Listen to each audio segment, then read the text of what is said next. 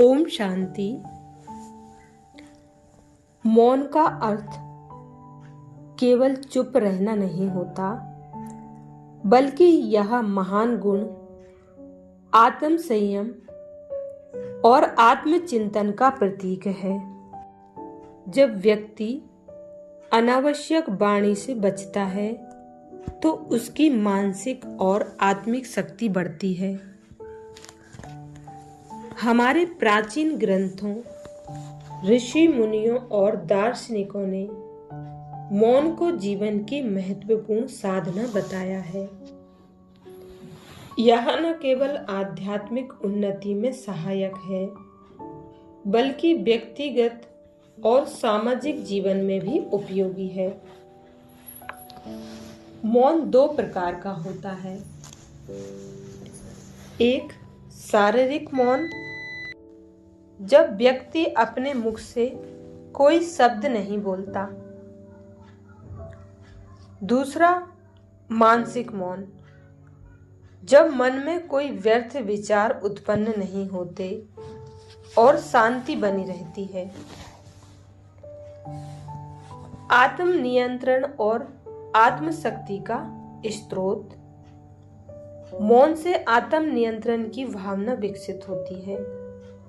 जो व्यक्ति अपनी वाणी पर संयम रख सकता है, वह अपनी भावनाओं और इच्छाओं को भी नियंत्रण कर सकता है। महात्मा गांधी का जीवन मौन की शक्ति का उत्कृष्ट उदाहरण है। वे सप्ताह में एक दिन मौन धारण करते थे, जिससे उन्हें आत्म मंथन की शक्ति और मानसिक शांति मिलती थी। कई बार बहस और विवादों में वाणी से निकले शब्द रिश्तों को खराब कर देते हैं। ऐसे में मौन धारण करना विवादों को टालने का सबसे अच्छा उपाय है। एक ऑफिस में दो सहकर्मियों के बीच किसी प्रोजेक्ट को लेकर मतभेद हो गया। एक सहकर्मी क्रोधित होकर ऊंची आवाज में बहस करने लगा, लेकिन दूसरा मौन रहा और संयम बनाए रखा। बाद में जब माहौल शांत हुआ तो उन्होंने समझदारी से समस्या का समाधान निकाला। मौन मानसिक शांति को बढ़ाता है। जब व्यक्ति कम बोलता है और अधिक चिंतन करता है तो उसकी विचारधारा स्पष्ट होती है और वह तनाव से मुक्त रहता है। ध्यान और योग में मौन का विशेष महत्व है। स्वामी विवेकानंद ने कहा था कि मौन आत्मचिंतन और आत्मबोध का सबसे बड़ा साधन है। वे ध्यान और आत्मचिंतन के लिए नियमित रूप से मौन का अभ्यास करते थे। जो व्यक्ति कम और सारगर्भित बोलता है, उसकी बातों का प्रभाव अधिक होता है। उसकी वाणी में वजन और गहराई होती है। अब्राहम लिंकन ने कहा था, यदि मुझे बोलने के लिए 10 मिनट दिए जाएं, तो मैं 9 मिनट सोचने में लगाऊंगा और 1 मिनट बोलने में। इस प्रकार सोच समझकर बोले गए शब्दों की महत्ता अधिक होती है। कई बार गलतफहमी के कारण रिश्तों में दरार आ जाती है। ऐसे में यदि व्यक्ति मौन रहकर संयम रखे और सोच समझकर शब्दों का प्रयोग करे तो रिश्ते खराब होने से बच सकते हैं। पति पत्नी के बीच अक्सर छोटी छोटी बातों पर बहस होती है। यदि कोई एक व्यक्ति संयम से काम ले और तुरंत प्रतिक्रिया देने की बजाय शांत रहे तो कई झगड़े टाले जा सकते हैं। मौन केवल बाहरी नहीं बल्कि आंतरिक भी होता है। जब व्यक्ति मन को शांत कर लेता है तब वह आत्मज्ञान प्राप्त करता है। ध्यान साधना और तपस्या में मौन की विशेष भूमिका होती है।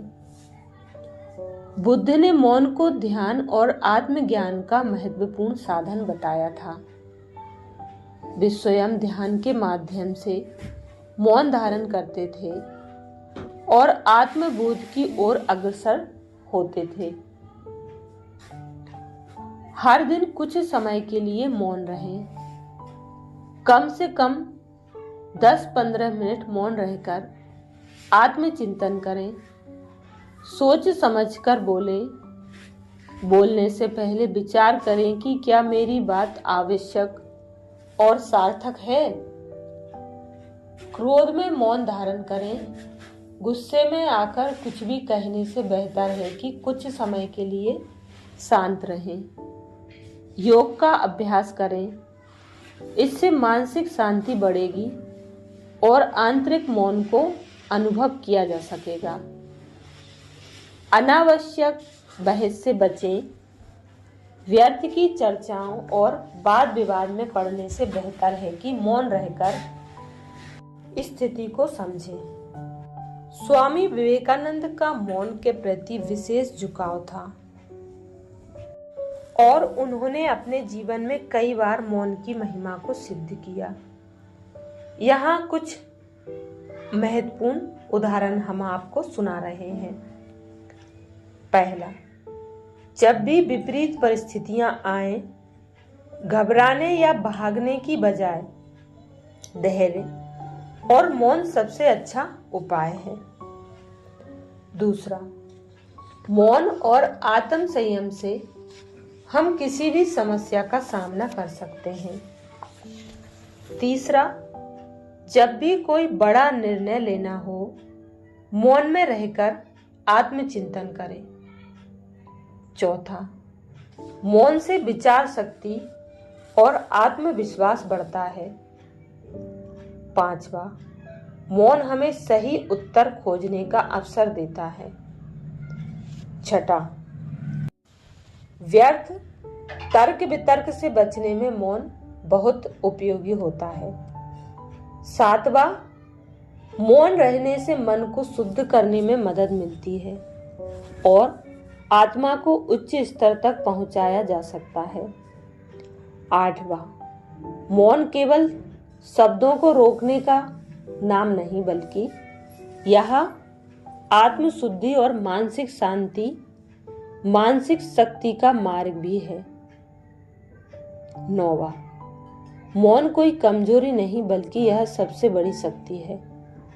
आत्म संयम, धैर्य और सफलता की कुंजी है।